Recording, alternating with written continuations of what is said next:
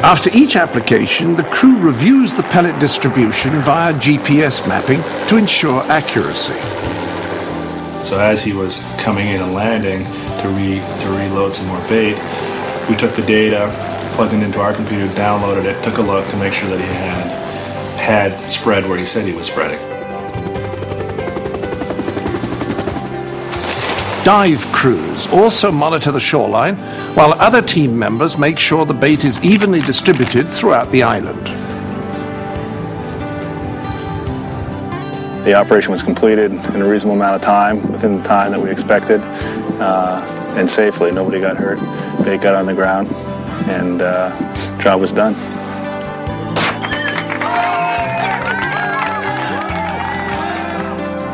I think we made conservation history today.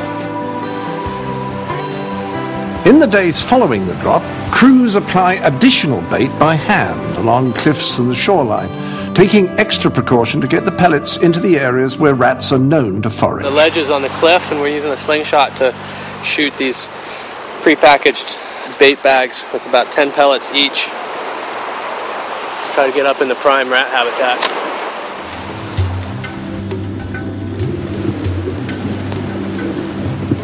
So 21, and then we'll go over to this plot here.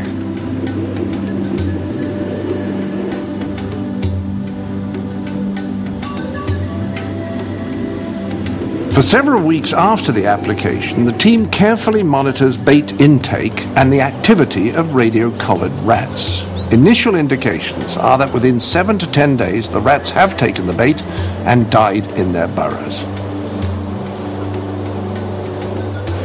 Precautions are also in place to prevent any re-invasion of rats. We have a program in place to detect the presence of rats on East Anacapa, as well as preventing rats getting onto the vessels that frequent the island. The key to an introduction prevention is actually preventing rats from getting on board those vessels and getting out to the islands. 7 months after the application, the team is very encouraged by their findings. There is no signs of rats on East Anacapa. It's been wonderful. What's really amazing is how the natural resources on the island are responding. Side-blotched lizard is a native of on Anacapa Island. Since the eradication, the side-blotched lizards appear to be doing really, really well. We've seen a significant increase in the overwinter survivorship of the juvenile side-blotched lizards as compared to middle Anacapa Island, where the rats haven't been removed yet. So we're really excited about the results. So that's incredible information. Before that, we did not understand that rats were having that kind of impact on the native reptiles and amphibians on Anacapa Island. During the springtime, the captive deer mice are released back onto the island. Within months, they are reproducing and steadily moving back towards their original population levels.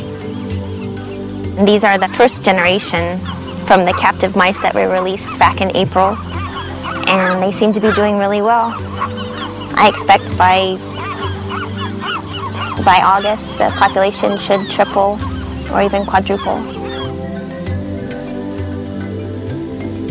Extensive testing has confirmed that the bait has decomposed with no residual impact in the marine environment.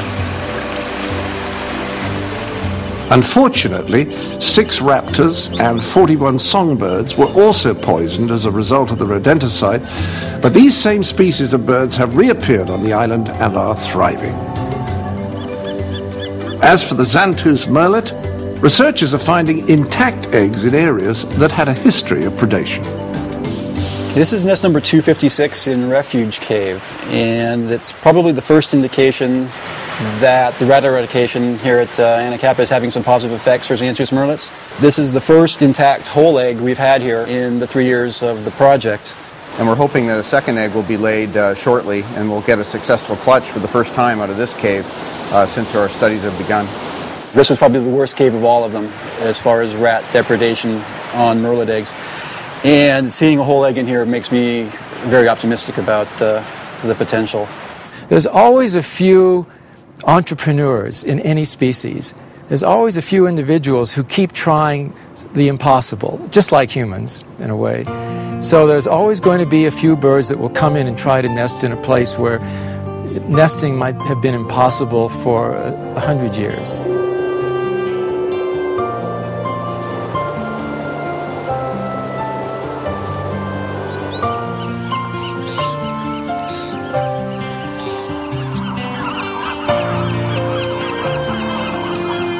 While it will take several years to evaluate the overall impact of the eradication on the island, the project is already proving to be an important success story in habitat restoration for the benefit of future generations.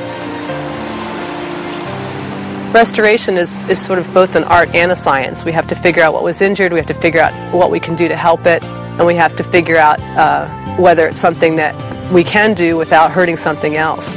And this project is all of those things that we had to consider. The Anacapa Island Restoration Project is going to set the stage for future restoration projects in showing that it's possible to think of innovative solutions to problems facing seabirds today and to have a tremendous impact. For me, the amazing thing about these eradications is that once you've done the removal, there's a tremendous amount of natural reparation to the ecosystem or natural restoration. It takes place without any input by people. And that's why we're here. That's really why we're here. We're not here to kill rats. We want to see the seabirds' numbers take off. We're here for the lizards. We're here for the mice. We're restoring balance.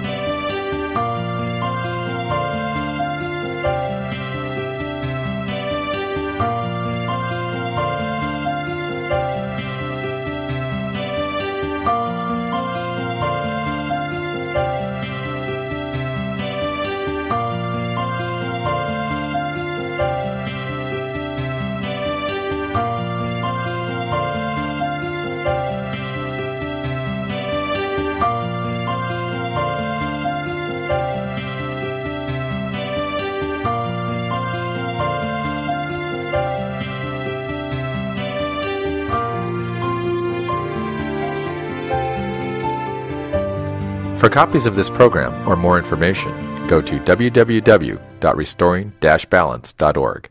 Again, www.restoring-balance.org.